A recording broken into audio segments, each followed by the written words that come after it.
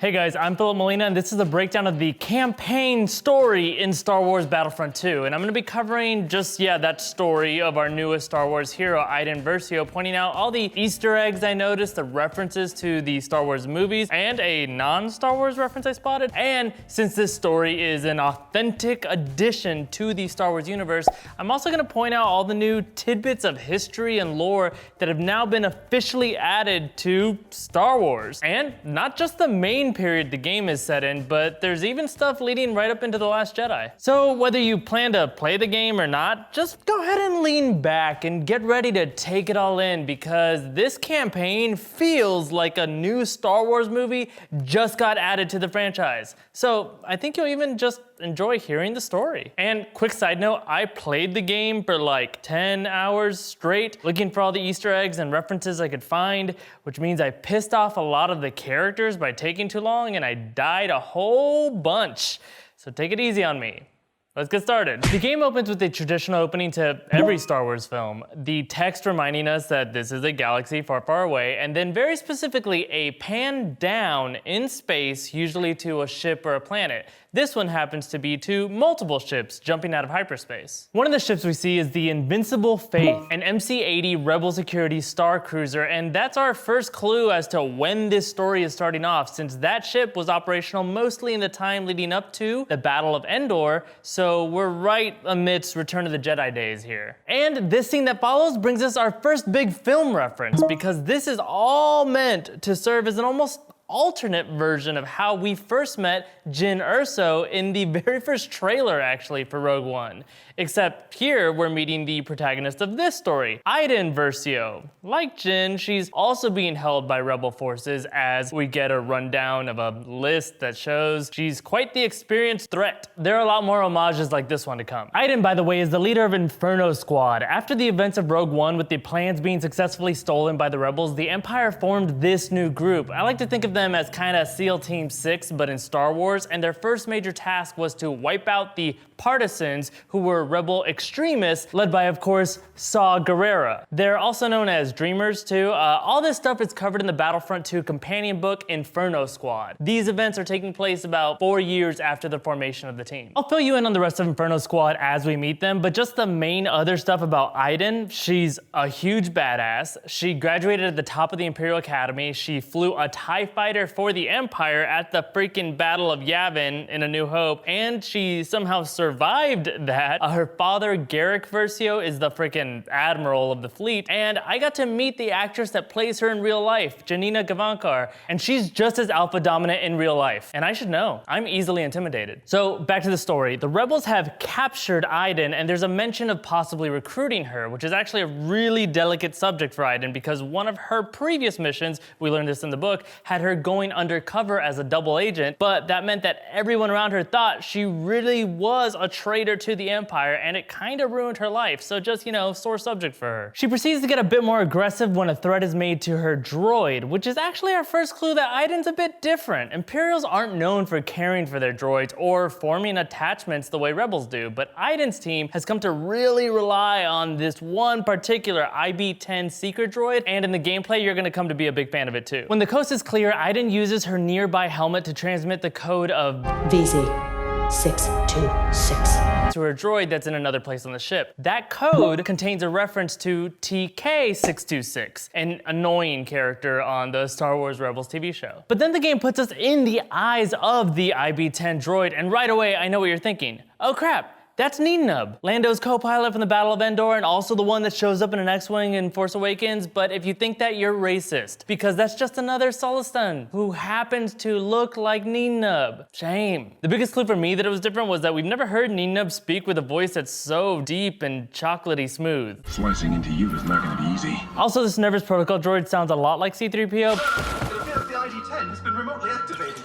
But this guy's all silver, so that's likely not him either. After the ID-10 droid shocks not Naboo or NNN, we get our first look at a Gonk droid who always cracks me up, because Gonk, of course, is basic language for walking trash can. Moving forward, the ID-10 navigates the air shafts to help Iden escape, and depending on how fast you move, you might get a glimpse of Could it be Princess Leia? I'm gonna say no, that's probably not her actually. As you go through the game, you run into so many Princess Leia lookalikes, they can't all be Leia. Especially because, spoiler alert, you end up wrecking a bunch of them when you're fighting for the Empire. But what I will point out is that this is a good reminder that Leia is a very popular figure in this galaxy, and her hairstyles become trends that many rebel women choose to copy. As we keep exploring, I'll give you one last no, that's not who you think it is when we see this blue Twi'lek, who may look like a familiar Jedi, but that's not her, mostly because she was killed during Order 66 in the prequels, remember? Man, it's really easy to be accidentally racist when aliens come into play. Some easy to miss moments here come in various overheard commands sent by none other than Admiral Akbar.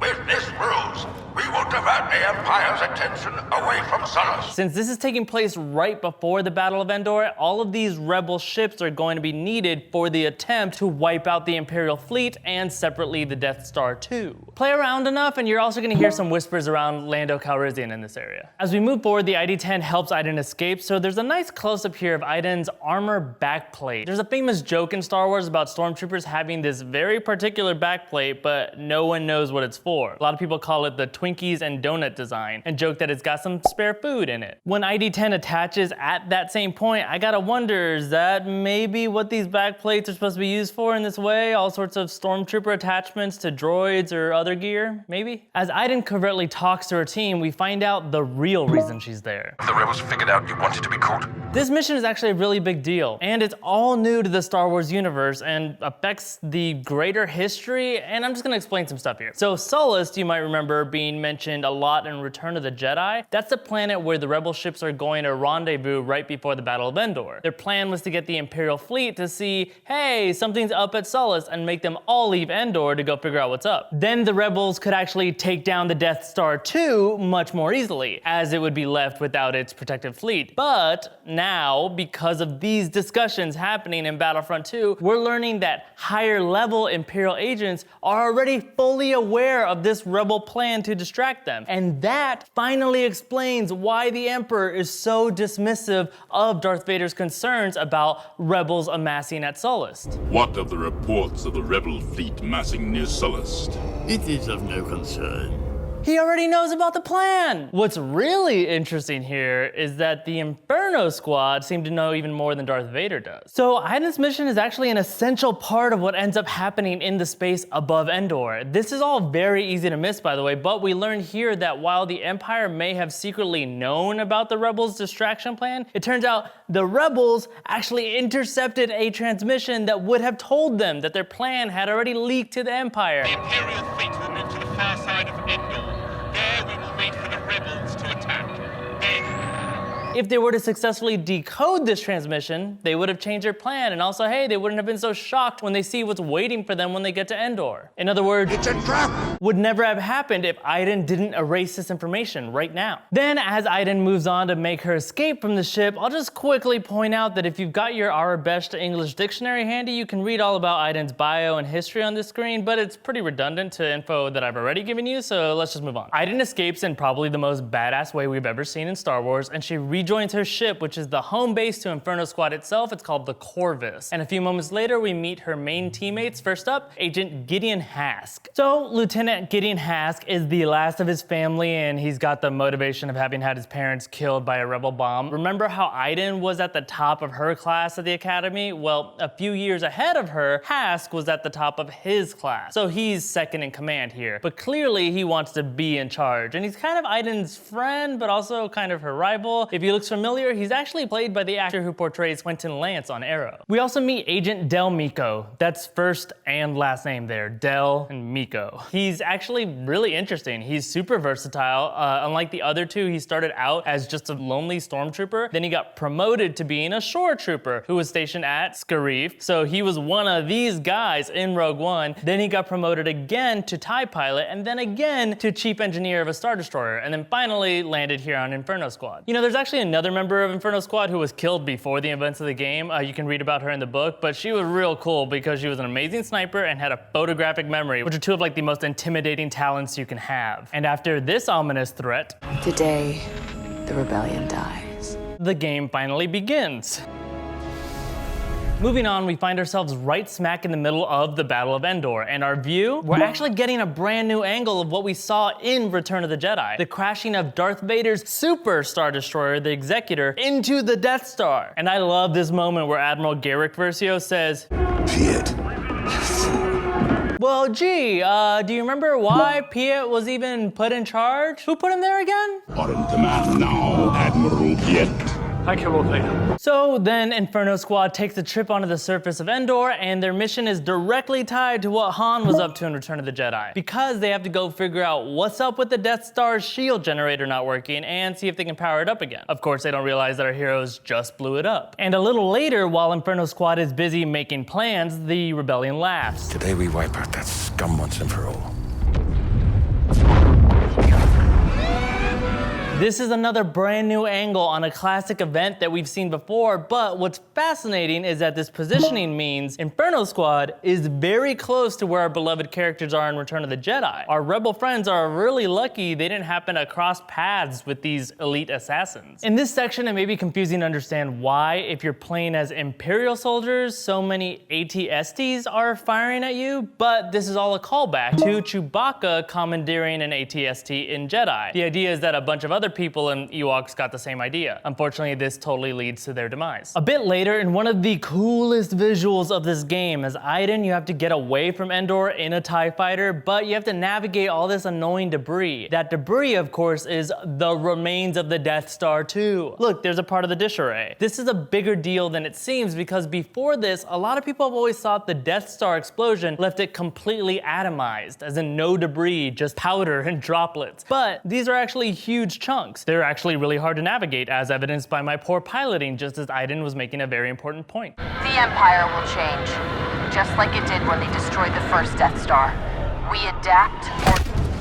Whoops. Now, in some non-canon Star Wars stories, a lot of people have teased at the idea that the Emperor, or some part of him, actually survived the destruction of the Death Star. But one of the biggest arguments against that was, well, if it's been totally atomized, there's nothing left of him. This all shows that that wasn't the case. Just saying, there could be Emperor body chunks floating around out there. When Iden finally rejoins her father, the Admiral, on his Star Destroyer, the Eviscerator, which, by the way, he's really lucky that it got out of that huge battle unscathed, this is where she learns that the Emperor is dead. Though the Admiral does leave out the embarrassing detail that the all-powerful Emperor was just kind of casually thrown to his death. But what's really fascinating here is we're seeing how quickly the Empire reacts to the death of their leader.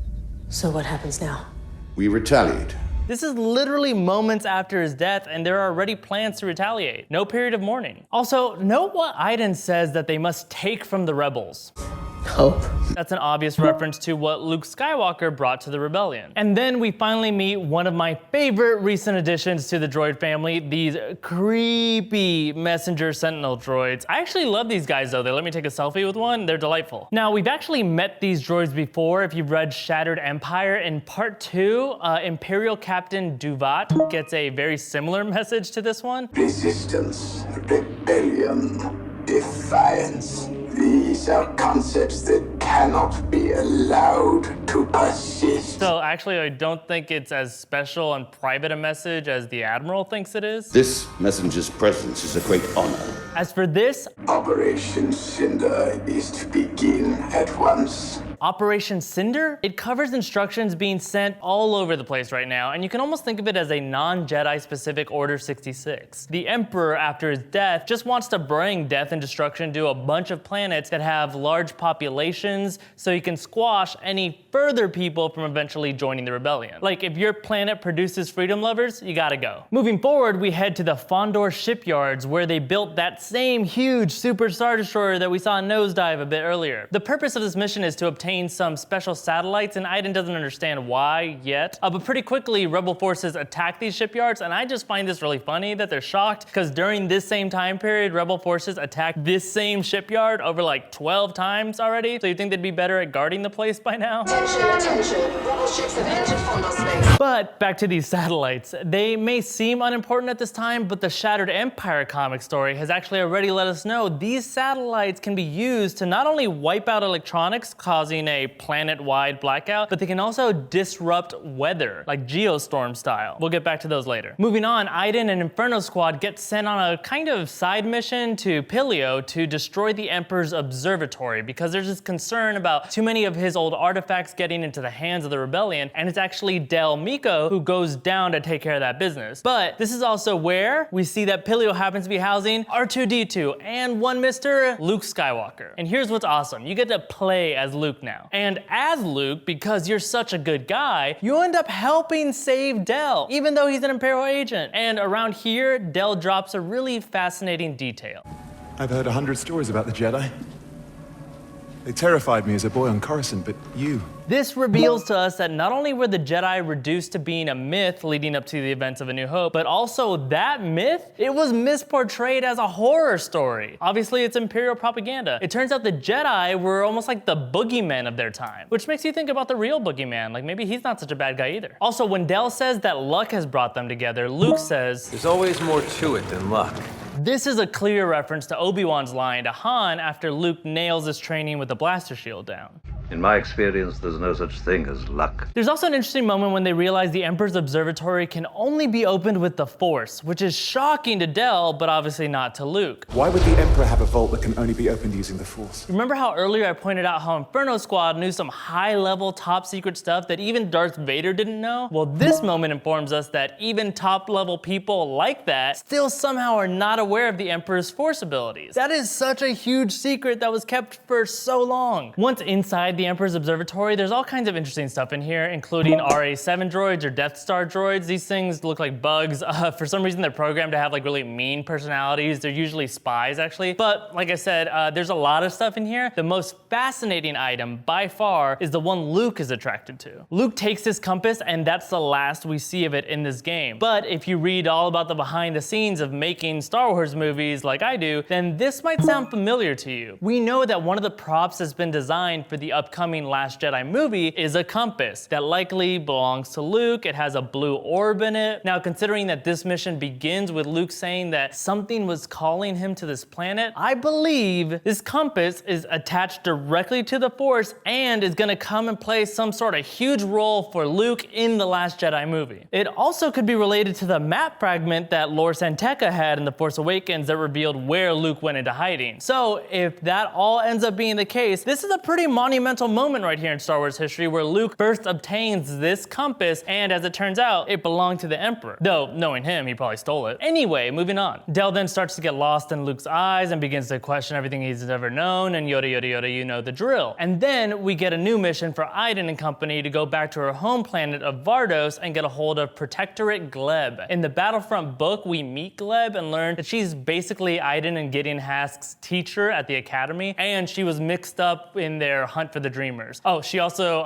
held Iden under house arrest in the book, so they got a pretty complicated relationship. But when Iden gets to Vardos, we see that the planet is surrounded by those satellites that we helped get from the Fondor shipyards. Now, that info from Shattered Empire is now super relevant because we know that these things can destroy a planet, and we knew that they were used on Naboo in the comic, but now we're seeing before that they were rolled out on Iden's home planet of Vardos. Obviously, realizing that Operation Cinder apparently includes her own home, Iden is super pissed with her Admiral Daddy. And on the surface of the planet, we can see that Vardos is getting geostormed to hell, and really the big new detail here is that Operation Cinder seemed to be about squashing potential uprisings and rebellion, but Vardos is a planet whose loyalty is unquestionable. It's an imperial utopia. So this means that the dead Emperor wanted to show he was extra crazy and that everyone should be scared of the Empire, since apparently they'll wipe out their biggest fans just to prove a point. And then there's some nice missable tension that happens in the ground conversation between Iden and Hask, like this one. We'll find Protectorate Gleb in the archive.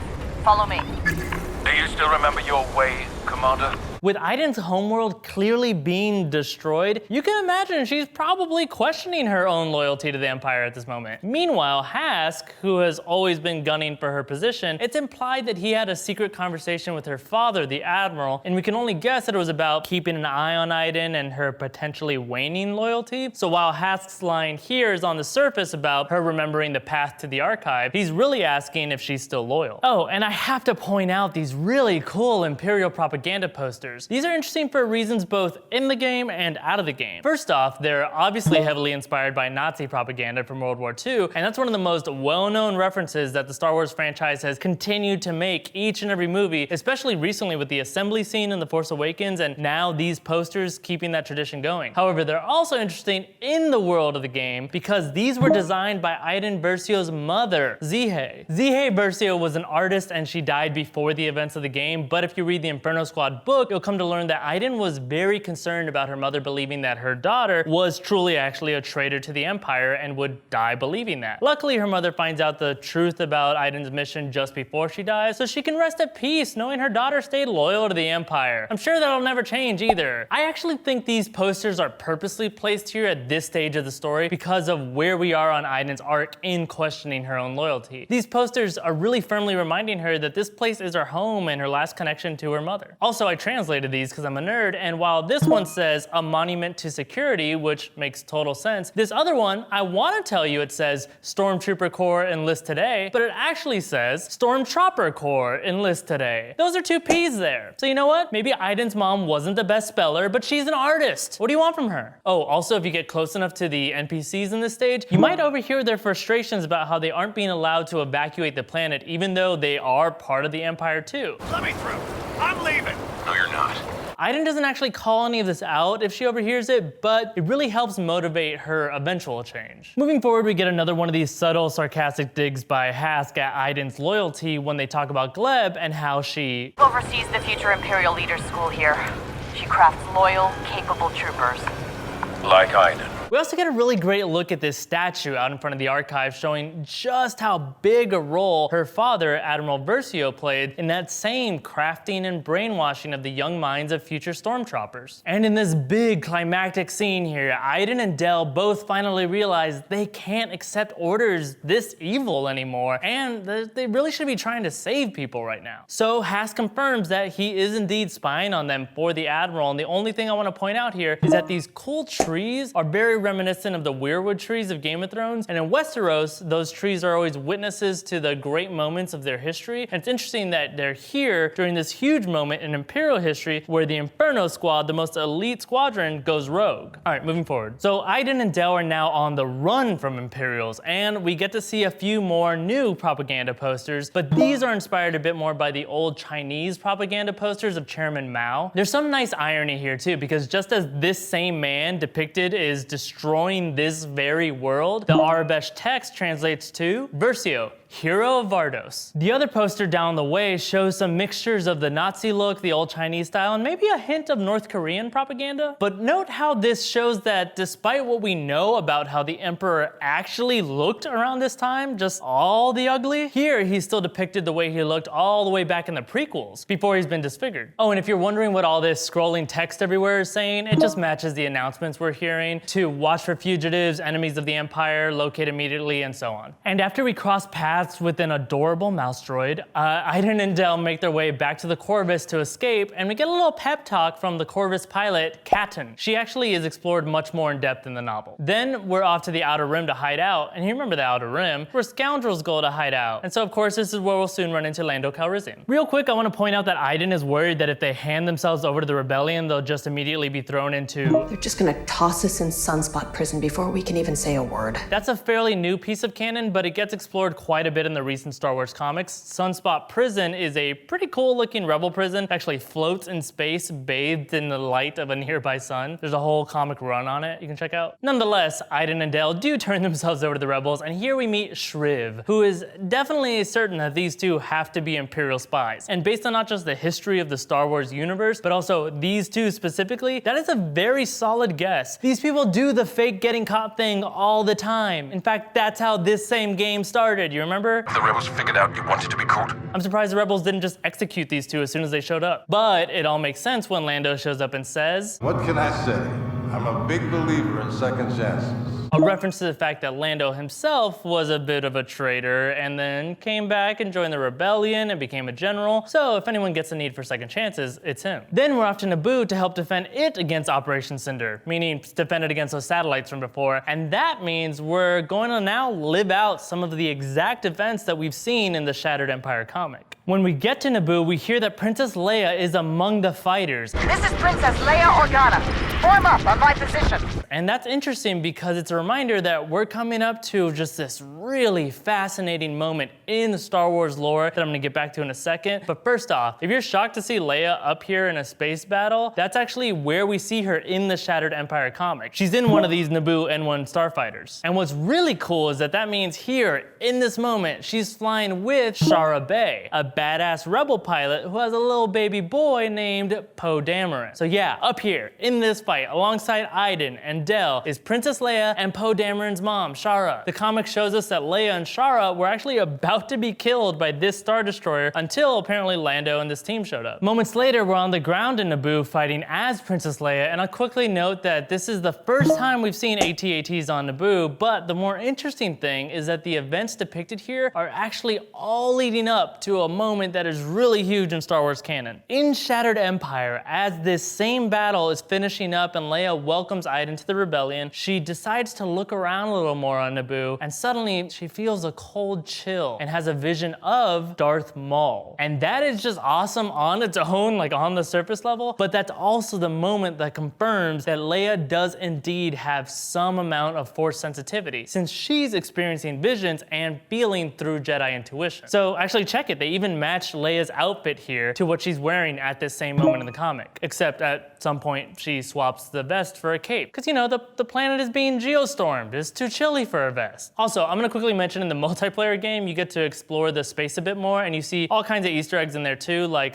paintings of a certain queen of this place who died a long time ago. But moving on, after all that, we jump to months later, and Leia asks Iden, "I need you to find Han Solo." And where does she go look? Takodana, the planet we got to know in The Force Awakens. This is really interesting because this is all taking place somewhere around 30 years before the events of Force Awakens. So seeing young Han Solo here shows us just how freaking long him and Maz go back. We also learned that Han is hatching his plan to free the Wookiees on Kashyyyk. That particular mission is actually a bit of a downer in the Star Wars lore. After the events of Return of the Jedi, Kashyyyk, the homeworld of the Wookiees, which had been under Imperial control for a really long time at that point, it was being ruled by an Imperial Moff who pretended that the Emperor was still alive. So even after the original trilogy's success and all that celebration, Wookiees still remain slaves on their own home planet for a good long while. And then we get to explore the place, and just like in Force Awakens, Maz's castle is full of references. Most of the little missable details actually come from overhearing conversations, and right away we hear about Skystrike Academy, which is where Wedge Antilles defected from before he joined the rebellion. There's also this guy who is weirdly obsessed with his Gonk droid. I miss Gonky so much. And now this character over here definitely looks a lot like a younger version of Proster Omlin. If you watch my video on Easter eggs in The Force Awakens, I mentioned that this character was cut out of The Force Awakens, though you can still maybe see him floating around in the background in Maz Kanata's castle and in the books about Force Awakens. But in that period, he's a priest who offered spiritual advice and guidance to the criminals that were there in the castle. But he himself was a gun runner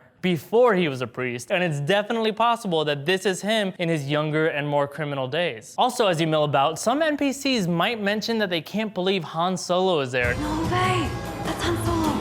Look! And it's important to remember, yeah, he used to be a criminal just like them, but at this point, he's saved the galaxy twice and is now a general in the rebellion. So he's a nice success story for them. Someone also references the game Cubicod being better than Dejarik. Dejarik requires half the tactical thinking of something like Cubicod. Cubicod, which is a reference to Star Wars Rebels, is a fittingly Mandalorian game in that it is played with knives stabbing into a box. It would make sense that there could be a Mandalorian bounty hunter here because in the multiplayer outside, you might come across across a ship parked that looks a lot like Boba and Jango Fett's Slave One. Oh, and Dejarik, you probably know, it's the game where you should always let the Wookiee win. Elsewhere, you might bump into a patron that says he wants to own a bar similar to this someday, and he does kind of look like a younger version of the bartender from Mos Eisley Cantina, so let's go ahead and count that as a missable detail. And just in general, as you explore the castle, going downstairs into that same area that was calling to Rey in The Force Awakens, not only do you see a lot of chests that are reminiscent of the one that Rey finds Luke's lightsaber in 30 years later, but in the multiplayer, you can actually stand right in front of the same door that mysteriously opens for her in the movie. And if you listen closely, you'll hear something. I have no idea what it says. Moving on, you can hear one patron maybe giving himself a pep talk about a race. Just a race. You can do this. One quick tune-up and you can take the championship. It's pretty clear he's talking about pod racing. That's not a stretch when you remember that the entrance to Maz Kanata's castle is adorned by all of these flags, but they're actually pod racer flags. The sport may not be very popular by the time The Force Awakens comes around. If you remember, Jakku is littered with old pod racer parts, including Rey's cruiser actually. But 30 years earlier, it's quite possible it was still a popular sport and a quick way to make money. Another person makes a quick reference to the Black Sun. Still moving cargo for Black Sun? Which is an evil crime syndicate that keeps coming up in various Star Wars properties, as of now they're tied up with Darth Maul, Ahsoka Tano, Sabine Wren, they're just everywhere. Finally, we meet Paldora, the guy that Han has been looking for this whole time, who's gonna give him some good intel on what he needs to free the Wookiees. And if you keep him talking, which is not too hard, honestly, he'll drop some great in-world trivia and references on you. First, he mentions his man on the inside is Rax. Name of Rax, if you know him. You might be familiar with this character from Chuck Wendig's Aftermath novel, which is about the events that lead up to The Force Awakens. Rex is a pretty complicated figure. He's possibly leaking intel here, but he's also in charge of the contingency. That's a secret plan the Emperor made in case he died. And yes, that sounds a lot like Operation Cinder. That's because Operation Cinder is actually one part of the contingency. So even though Cinder is like a big secret, the contingency is an even bigger secret. That's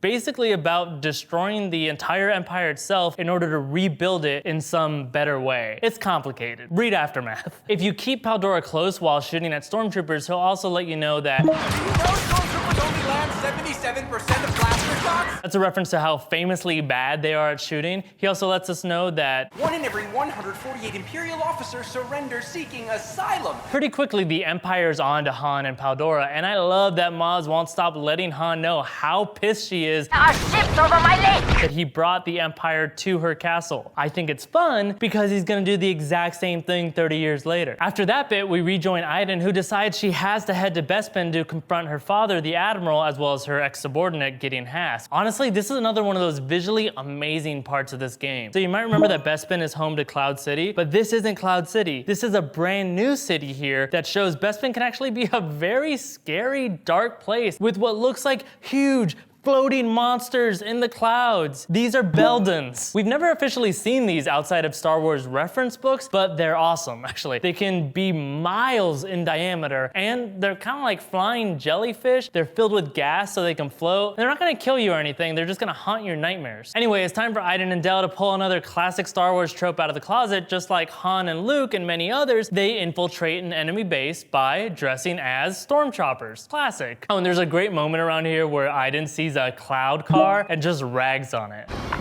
Look at this, a cloud car. Can you even imagine sitting in that cockpit? Cloud cars are one of these dumb vehicles that has a quick appearance in the original trilogy. Specifically, they're the car belonging to the nerds that give Han Solo guff when he approaches Cloud City. Hold on, wait a minute, let me explain. We will not deviate from your present course. But ever since then, they've been seen as almost a joke of what a lame vehicle can exist in this galaxy. They're kind of just what your average Cloud City Uber driver might drive, or like what you would take your parents for a ride in when they're visiting from Florida, or floor doing. They're minivans, basically, is what I'm saying. As you progress through the base, you can also overhear a stormtrooper mentioning, I hear the blockade's starting to crumble. Ships are breaking through all across the Anowin sector. This is a reference to the Iron Blockade that we learn about in the Aftermath novel. Basically, it is a physical blockade led by Governor Adelhard, but it's really about blocking information. The purpose of it was to try to totally block the news that the Emperor had died and that the Empire was mostly defeated and keep it just totally out of the Anowit sector. That's where Bespin and Hoth are. Interestingly, this blockade story was gonna be explored in some other properties, but some of them were actually canceled. So this line is just one little bit of closure that we get on that story, that indeed, yeah, this blockade started to fall apart. Also executing another Star Wars trope, just like how Vader lets rebels land on Endor on purpose. It's an older code, sir, but it checks out. Shall I hold them? Leave them to me. It turns out here that Del and Iden were allowed to infiltrate, and of course it's a trap, and Hask escapes. Did you really think it would be so easy? Hask.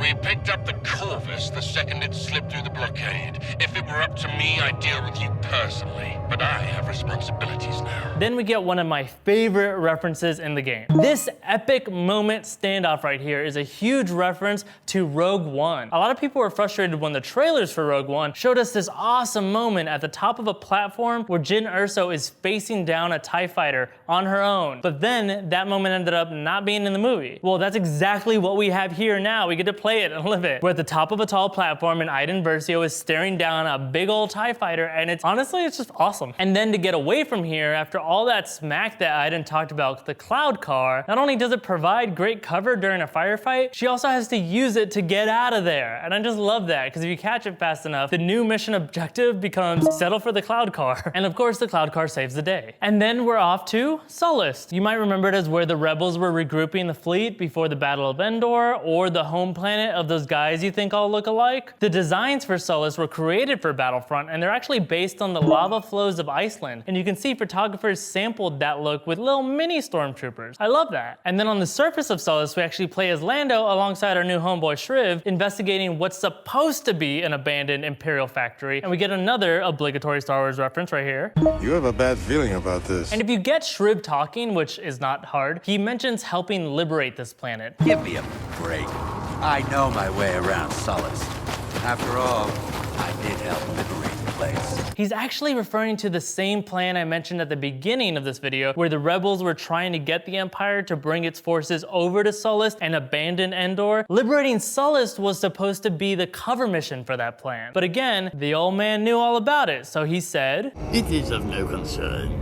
And so the plan didn't work, and that of course led to the other old fish man saying, "It's a trap!" And all that stuff went down, but hey, at least Sullust was liberated. Shriv also reveals that he was a part of helping free Han Solo. That's what you said about rescuing Han Solo from Jabba's palace. From Jabba's palace. And you know, I remember Lando being there. He was in disguise, so maybe Shriv was there, but he was also in disguise. Maybe he's this guy. But I mean, wow. Like, I guess little did we know, Shriv is some major hero that has just been like forgotten by history. Poor guy. Oh, and we also get one of the most obscure references I found in a moment where Shriv finds them a way to escape and Lando says, "Shriv, I could kiss you." Those happen to be the exact words said to Lando in the Star Wars Legends book, Crucible. There's a very attractive, kind of flirty Jedi woman in that book named Tahiri, and she says that to Lando, and he kind of like blushes and is flattered. That book actually was the final book written before Disney came in and was like, none of that counts. It's all non-canon. Now it's legend. So his exchange with the hot Jedi lady has now been erased, and he gets to have it with Shriv. Sorry, Lando. Now, after this mission, you have to realize this actually ends up being another really big impact to the overall Star Wars story. The factory that wasn't abandoned and was secretly fully operational on Sullust, it had been supplying the Empire still. But since it was destroyed in the previous mission, that gives Admiral Ackbar the entire idea to send the entirety of the Rebel fleet to Jakku, the planet we meet in The Force Awakens, and whose deserts are littered with the remains of that battle. That's because that's where what's left of the Imperial fleet is currently hiding out, and now that they don't have any of the reinforcement equipment they were hoping for from Sullust, like ATSTs and whatnot, they're now vulnerable. So Ackbar's plan for the huge final battle of the Galactic Civil War to completely wipe out the Empire, this whole thing was actually caused by the actions of Lando Calrissian and, damn it, can you believe it, Shriv. So then we get to witness this battle firsthand, and we did get a glimpse at it before in the first Battlefront DLC, but this is still a huge deal. We're at the final battle between the Empire and the Rebels, the Battle of Jakku. And I'll point out, even though we've already heard it a bunch of times before, this siren here, this is the loudest and clearest we hear it. It's the same Imperial alarm that's been around since the original trilogy, and it shows up all the way through recent movies. In some ways, it's become a bit of its own musical score, adding some serious tension in the most climactic scenes of movies and games. And as Iden provides support to the rebels, we hear the Starhawk Unity is looking for help in penetrating the Empire's formation. This is Starhawk Unity. We can't find a gap in the Empire's formation. So just know that Iden is now playing a role in the events of the third Star Wars Aftermath novel, Empire's End. A cool detail about the Unity is that it's built in the Nadiri dockyards, which is interesting because that's not a fancy shipbuilding place like the Fondor shipyards that the Empire uses. It's more like a recycling yard where the rebels take the Empire's captured ships or ship remnants and they use all that fancy tech and they make their own half-decent ships out of it. I just have always loved how scrappy the rebels are. Oh, and when I said Iden is playing a role in that story, it's not exactly a helpful one. They're asking for help, but Iden's more like, nah, we're good. A fight this size? It's everyone for themselves. Best thing we can do is focus on what's down here. Speaking of what's down here, you'll notice that all of these air fights are causing the ground to be littered with ships from both sides, and while it's really hard to identify which one is which, we still know one of them for sure. As I pointed out in my analysis of The Force Awakens, we know one of these ships is the Inflictor. Rey actually rides right past it in that movie, but the story of that ship coming to its end here on Jakku, it's actually the plot of the Star Wars novel Lost Stars, and it's actually a really entertaining read. It's very similar to the story that's taking place here in Battlefront 2, but imagine if instead of these two very close heroes in Iden Versio and Del Meeko both leaving the Empire and joining the rebels, what if one of them did not flip to the other side and instead was put in charge of a Star Destroyer, but the two still remain in love with each other? And what if this battle here on Jakku, it's the other one's mission to take down that Star Destroyer commanded by the person they love? It's drama. Go read it. Okay, now next up we have one of my favorite references because it's a 2-for-1. At one point you have to give some help to a rebel pilot referred to as Captain Lindsay. This is Captain Lindsay! Our ship has crashed! Now, that's not a well-known character by any means. The only thing we've ever heard about Captain Lindsay is somewhere in Star Wars lore, he owns a ship and pilots it, and it's currently stashed at Mos Eisley Cantina. So that's a pretty obscure reference, sure. But Jock Lindsay is actually a reference to another Jock Lindsay from a George Lucas movie. He's the pilot in Raiders of the Lost Ark. You can also have a drink at his hangar bar in Disney World. And now that we're nearing the end of the story, after Iden has shot down her game-long foe of Hask and his TIE Fighter, we come to a full circle promise, with Iden saying that today, the Empire dies. This is a great parallel to the beginning of the story. Today, the rebellion dies. Except this time, she also happens to be mostly right, since this really is the Empire's last big stand. And then in the final moments of the Battle of Jakku, we get another Star Wars trope fulfillment, specifically regarding trying to mend some daddy issues. So just like Luke at the end of Return of the Jedi, Iden infiltrates an Imperial ship to try and get her pretty evil father to safety before the ship, or Death Star in Luke's case, is destroyed. Now, the game seems to end when Iden gets off the Eviscerator and the rebels have won and the Battle of Jakku is over, but then it does the coolest thing. It jumps forward approximately 30 years, and we go back to Pillio. That's a planet where Del met Luke, and Luke got that compass, and we see a very familiar First Order shuttle, because it belongs to Kylo Ren, and it lands next to the ship that we've come to know and love throughout this game, the Corvus. Except remember, this is 30 years later. And just before we reveal Kylo Ren, we get a POV shot that's a reference to the opening Stormtrooper saw at the beginning of The Force Awakens. And really, this whole section is now a direct lead-in to the events of The Force Awakens, and they're also exactly in line with the events of the Poe Dameron comic. In all of these, Kylo's on that same hunt that we found him on throughout the movie, starting there with him hunting down Lor San Tekka, but here too, he's just desperate for that map that's gonna lead to Luke Skywalker. And then in an even more powerful version of the mind interrogation that we saw in Force Awakens, get out of my head. Get out of my head! We see that Kylo can actually explore and walk through the memories of a person he's interrogating, which also sets up one of the most fun sequences of the game where you play as Kylo Ren fighting against Del's mind blocks. And then comes another one of my favorite references. It's not pointed out directly at all, but if you remember, Del rose through the ranks in his career, and one of his early missions when he was with the Empire was actually at the Battle of Scarif from Rogue One. And this memory that we're living through is the exact same location as the really intense Expanse beach sequence where Chirrut Imwe's walking and Baze Malbus is shooting in that movie. And turns out Del was right there with them the whole time, just on the other side. And we have another big adjustment to the Star Wars historical canon when, I believe, but I can't tell for sure, Kylo Ren wipes out all of the mind block soldiers Del is using in the Scarif section. He suddenly now knows part of the map secret.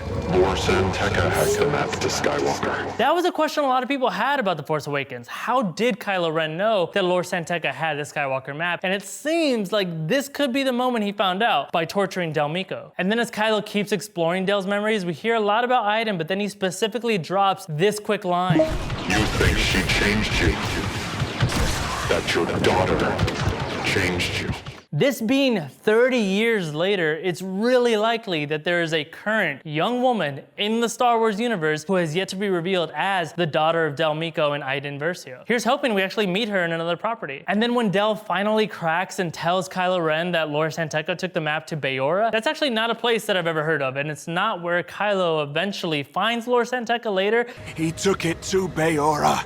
So my guess is that could be where a DLC or another story could maybe still fill in some gaps at some point. And then as we head toward our fairly sad ending here, somehow, despite thinking he was dead, Gideon Hask shows up. So that means that Hask not only survived the moments at the end of the Battle of Jakku, by the looks of the uniform, it also appears he's joined the First Order. And this is really interesting because the new movie trilogy has definitely shown us a good amount of rebels from the original trilogy that are still fighting the good fight 30 years later, including Nina, but this is one of our only examples of a bad guy making it from the days of the original trilogy over to the new trilogy. And then we get one of the biggest bombshells we're left with. Del begs Hask not to go after Iden, which means Iden Versio, hero of Battlefront 2, badass soldier, she's still out there in the current timeline of Star Wars and the new trilogy. 30 years older, but probably still kicking ass, which is amazing. Like, I think she's alive during The Last Jedi. Unfortunately, Hask kills Del, but that also means Iden's probably gonna be pretty pissed and looking for some vengeance. Moments later, Protectorate Gleb shows up and she drops the name of Project Resurrection. And basically the game ends there. So that definitely leaves us with a big mystery that is currently taking place during the current Star Wars movies. What is Project Resurrection? Are characters being resurrected? Like Hask, we thought he was dead, so maybe we'll find out more in the upcoming DLC.